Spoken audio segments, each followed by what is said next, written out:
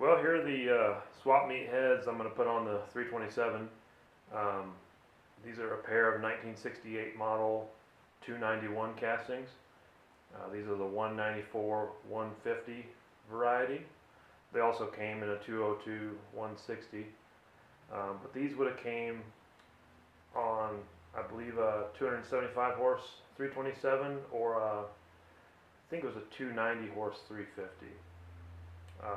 But anyway, these are, my car is a 68 and I like these heads because they're correct for the car, and they've got a couple features that I'll highlight here.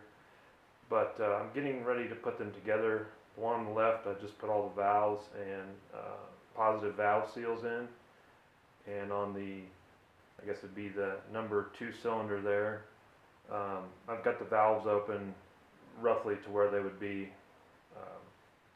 with the camshaft I'm using. So anyway, just so you can see for reference about how far they're opening. You know, they're around 550 lift there. So anyway, these, I haven't CC'd these yet. They should be right around 64 cc's.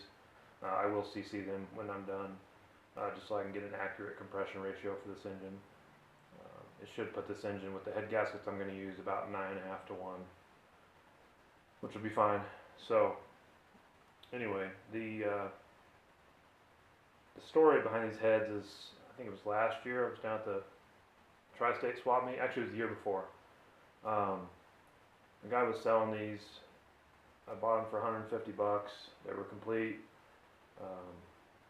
They came off a running car because he upgraded to aluminum heads on his 68 Camaro. So they'd been rebuilt, had the guides replaced at some point, and had screw-in studs installed.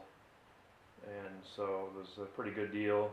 And I was actually going to reuse the valves, but I ended up buying new valves because the lift on my camshaft was going to put the second groove in the valve stem close to the valve seal. So I actually bought 90s era Vortec valves because they only have one groove on the stem instead of 2. And since I'm using a positive seal, I don't need that second groove, which would have had the factory O-ring seal in there. So anyway, I'll give you a couple different views of these heads. These are double hump or camel hump heads, whatever how you want to refer to them. They're the last model before the accessory bolt holes came out in '69. So these predate the 492s and 041s and 186s, but they're newer than the 461s and 462s. So they're all very similar. I have a set of 492s on my truck and they look much the same, other than the fact that they have accessory bolt holes, which is why I put those on my truck, because I needed them. So anyway, I'll swap views here. Here's a different view. You can see the double hump markings on the ends of the heads. I've got them laid out how I'm going to use them. The one on the right will be on the driver's side, and the one on the left will be on the passenger side. So you can see those valves popping out on the number 2 cylinder, just for reference. And now I'll show you the main difference between these and a 462. These have a coolant temperature sender port near the exhaust manifold flange that the 462s don't have, so I'll show you that. So starting in 68, this port here near the exhaust flange holds the temperature sending unit, just like on my Chevelle. And on my Chevelle, I think most of these it was on the driver's side, but you could put it on either side because the heads are the same. So anyway, this is a benefit to these heads versus the 461 and 462 heads. Here you can see the valve stems and the positive seals. These seals are made by Comp Cams.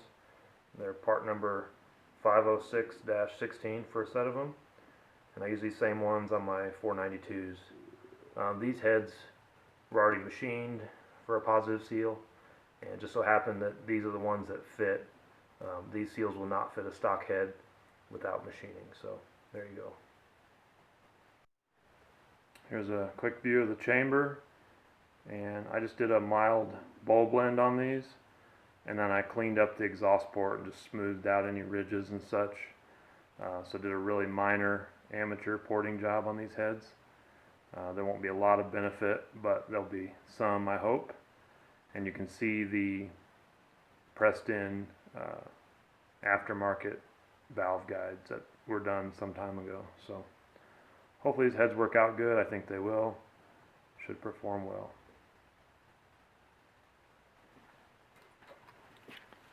I just did the first two seals there, and thought I hit record, but I didn't, so we'll go through this again. This little piece of plastic that goes on here to protect. This came with a different set of seals, some Felpro seals that I have. Keeps the groove in the valve from damaging your new seal. Then you just pull it back off. I made myself a tool here in the lathe, just a piece of pipe that I bored out. It fits perfectly on here. I can drive them down with my dead blow hammer.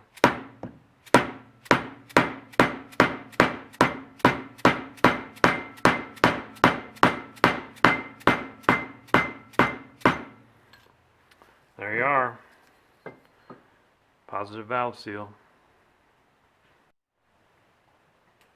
Alright, here are the assembled GM 291 double hump heads. I just installed the valve springs, retainers and locks, and shout out to whoever machined these back in the day.